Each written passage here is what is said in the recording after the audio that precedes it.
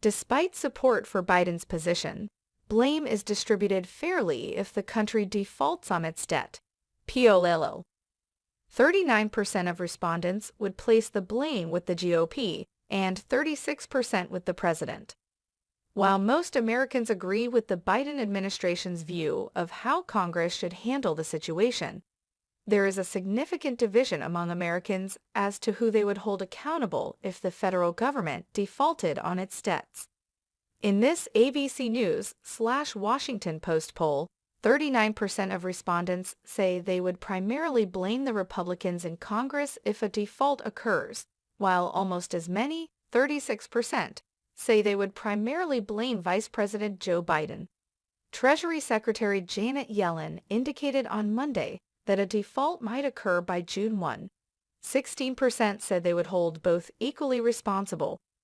Given that far more people support President Joe Biden's position than the Republican viewpoint on the matter, that appears to be a PR blunder on his behalf. 58% of respondents agree with Biden's position that federal expenditure reduction and debt repayment should be handled separately. Fewer still, 26%, agree with the GOP position that Congress should only allow the government to pay its obligations in exchange for expenditure cuts from the administration. In this poll conducted for ABC by Langer Research Associates, support for Biden's position on the debt ceiling has decreased 7 percentage points since February, falling from 65% to 58%. However, the percentage in support of tying the debt ceiling to spending cuts has not increased. Rather, there are now more people who are unsure.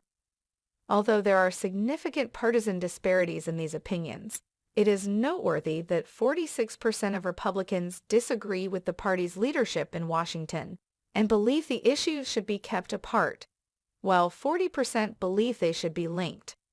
Independents are 58% in favor of keeping debt payments and federal spending reductions as separate concerns, while Democrats are 74% in favor of it.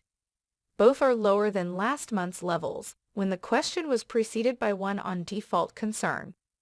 In terms of ideology, 56% of persons who identify as fairly conservative, 75% of liberals, and 61% of moderates favor keeping the issues apart. Among people who are exceedingly conservative, this is flipped. Only 36% of those polled in this demographic support separation, while 52% believe that the government should only be permitted to pay its debt if budget concessions are also made. Depending on the specifics of the default, someone may really be held accountable. The current state of affairs, however, is rather politicized. Republicans would primarily blame Biden, 78%. 78% of Democrats say the Republicans in Congress are primarily to blame. Additionally, independents split in 3 ways, but with a minor bias in favor of Biden. 37% of respondents think they would mostly blame the GOP, 29% blame Joe Biden, and 24% blame both equally. A random nationwide sample of 1,006 adults was surveyed for this ABC News/Washington Post poll from April 28 to May 3, 2023 on landlines and mobile phones, in both English and Spanish. Democrats, Republicans, and Independents make up 26-25 to 41% of the partisan population. The design effect is taken into account in the results' 3.5 percentage point margin of sampling error. Poll disparities are not just caused by sampling error. Apt Associates of Rockville, Maryland handled the sampling and data gathering, while Langer Research Associates prepared the survey for ABC News.